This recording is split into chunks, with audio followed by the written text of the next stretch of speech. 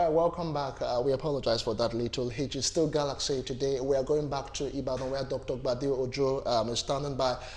Doctor, just before the break, you were trying to sum your thought as regards some immunity for lawmakers. Please, can you go on?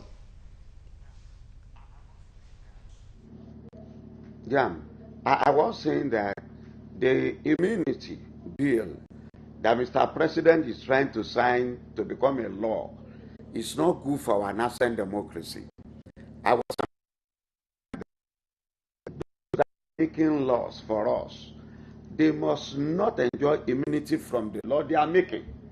That is the beauty of democracy. Democracy is about the rule of law. Democracy is about everybody obeying the law. But because you are a senator or you are in the House of Representatives, should not, for any reason, protect you from the law that you are making for us or the law that your predecessor made for us. So it is unnecessary luxury that we cannot afford legally. A governor or president, it is understandable that they can enjoy immunity. But for lawmakers, it is not good for our democracy. We should encourage it. Everybody should.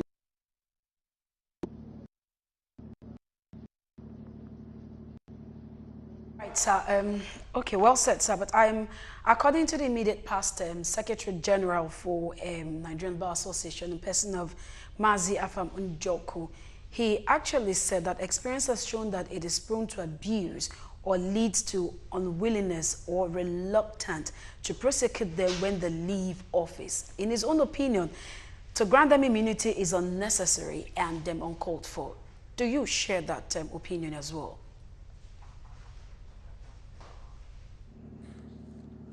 I don't share that view because when you look at the number of people in the Senate, the number of people in the House of Representatives, and we want to wait until when they leave office before they can be prosecuted. That should be any of them should commit a criminal offense in terms of either corruption or outrightly criminal offense. Why do we need to wait? The person should suffer, be removed, and a by-election is conducted.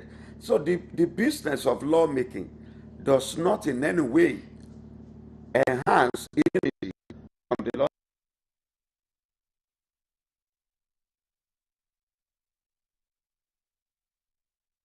When they know that that law will not apply to them, when they are in the house, they can make laws that eventually tantamount to wickedness.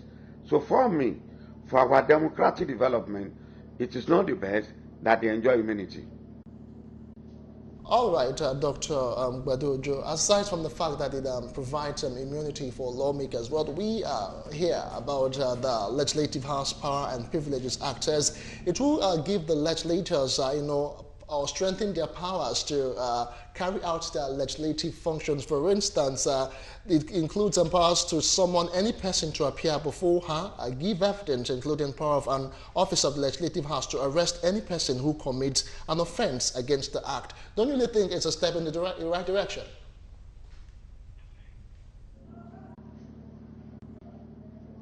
You see, for me, again, it does not affect their legislative function in any way. Because as a responsible citizen of the society, you obey the law. If you live obeying the extant law, there will be little or no distraction vis-a-vis discharge of your official duties in the parliament. But whatever reason, whatever excuse they want to give, still not the best that we allow immunity for lawmakers. It is not the best. A lawmaker must be law abiding. For instance, if you are talking of immunity for them, and after some months you have been in the Senate or in the House of Representatives, they discover that you rigged election or you perpetrated atrocities or heinous crime before you got to the House, and nobody can prosecute you until you leave the House. Or in the course of discharging your duty as a senator or as a member of a representative, you did anything that is wrong, and the person had to wait for until you leave the house, that you have taken over another person's land, The person must wait until you leave the house, or you owe a bank and you are unable to pay. The bank has to wait until you leave the house. No, it is, they will abuse it. It is not good for us, on a more serious note. And I don't see it in any way disturbing them or causing distraction in discharging their legislative duties. There are very many in the house. We expect them to be clean, to be law-abiding, as role models for Nigerians. All right, sir. Thank you so much, sir. Okay, I'm still looking at this. According to ENAG, he said the law is meant to strengthen the power of the legislators. But aside of that, some other acts were also signed, and one of it is the bill signed into law was the National Institute of Legislative Studies Amendment Act 2018, as well as another act that talks about the national citizens. In view of this, do you think this is what we need now, looking at the state of the nation and what the nation is going through? Do you think that it is wise to start signing bills and the rest? What's your own opinion?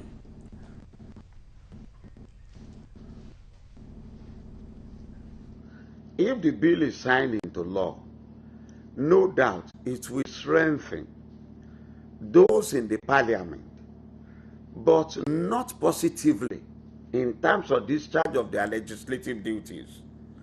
When you sign such bill into law and they have immunity, it may allow a number of them to go for excesses in the discharge of their duties.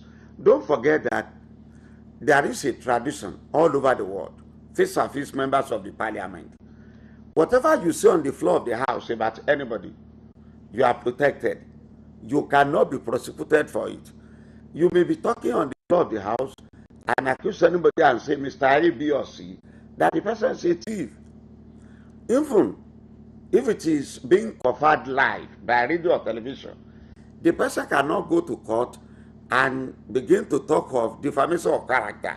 That is sufficient for the parliamentarians, rather than now signing a bill into law that will give them immunity from the law.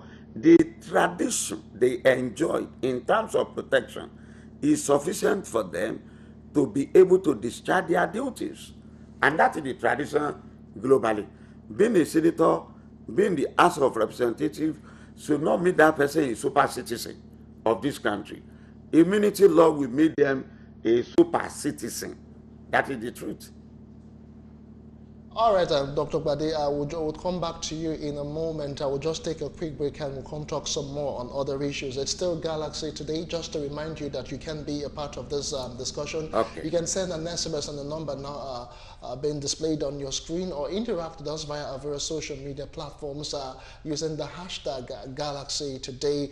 We'll take yet another break. Let's just get a reminder of how it went at the Senate hearing on fuel subsidy. In a moment, we'll be right back. Stay with us.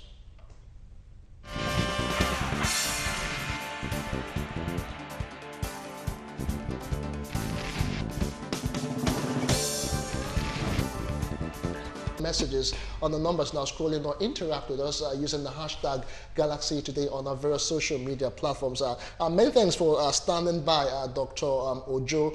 Let's look at something that is equally pertinent. You will agree with me that the issue of fuel and its other attendant issues are always prominent when I mean, they always take front burner when we talk about it in the country. Specifically, just yesterday, Senate started the probe of the fuel subsidy. Okay, and what we realized is that about 5 trillion naira has so far been expended on subsidy alone. Well, the president of the Senate saying that it is a grand deception. In your own opinion, rather, do you really think fuel subsidy should be done away with in the country?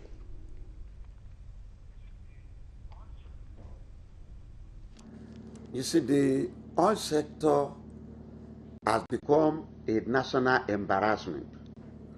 A national embarrassment in the sense that oil deposit was discovered before independence in 1960. If between 1956 or thereabout, the oil was discovered in Nigeria. Until date, we cannot refine sufficient oil for local consumption. It is unfortunate. Not only that, some years back, there were universities with Department of Petroleum Engineering. There were refineries, but because of corruption and techno-economic structure of our society, the refineries are not working at full capacity.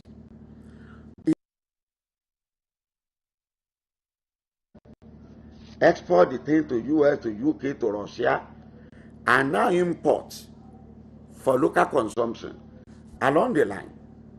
Because of the value of naira to dollar, to euro, to pound sterling, it costs more. Government had to subsidize. Telling us they have expended as much as 5 trillion, and we are all aware of corruption in all sectors in this country. I think Senate may have to look critically at the expenses in the oil sector, how transparent is the subsidy regime. That's another thing. But for me, it is better that federal governments will wake up and ensure that the refineries are working at full capacity.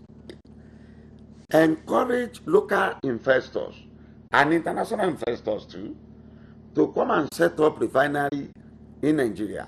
Without that, we may continue to be in the dark. There may not be light at the end of the tunnel. It is unfortunate.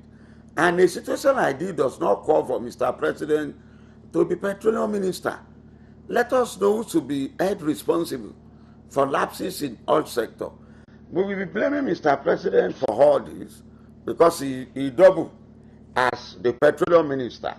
So for me, I don't want to trust that we have expended as much as 3 and 5 trillion on subsidy. That can be probed quickly. Let us know how transparent the process is. But Nigerians will continue to be very smart, cutting corners with the subsidy regime, more so if we cannot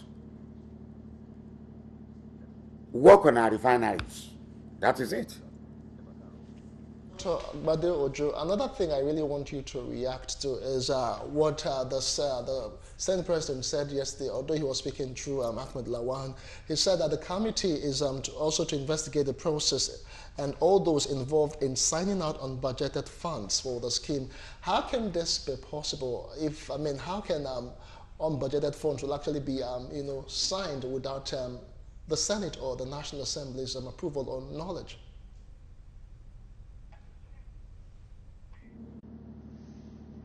And you see, the institutions are there to carry out those functions.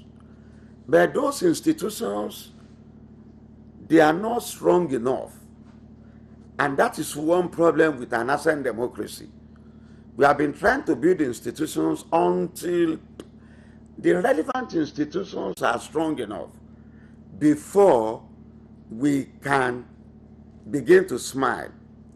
A lot of things have been left undone because our institutions to perform those functions are weak. Look at the ICPC, look at the EFCC, look at the police force and all that. They need to be strengthened, right? The media too.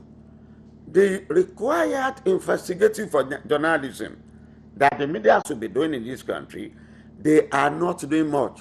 They are just reporting what those in public offices are saying, but they are supposed to go all out, engage in investigative journalism, expose some wrongdoings, which will help our society. We have been doing the probe.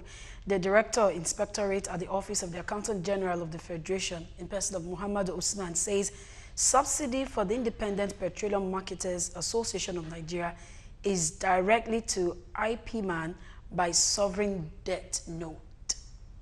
What can you say about that, sir?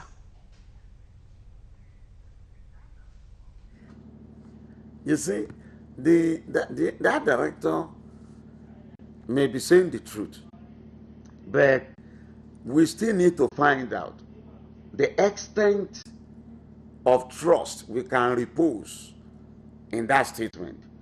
But what we know is that within this democratic experiment between 1999 to date, there were a lot of scams connected with all subsidy.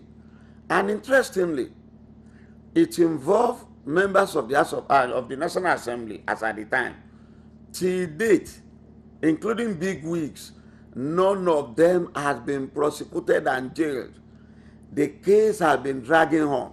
So for them to now come up and tell us they have expended as much as 5 trillion on all subsidy, it is unfortunate. It is better if government can withdraw that subsidy completely, and we know that a liter of fuel will cost so amount, and government at all levels will go for palliative. It may be better rather than some people to sit down in a corner and begin to rip off the system. That's for me. That's my take.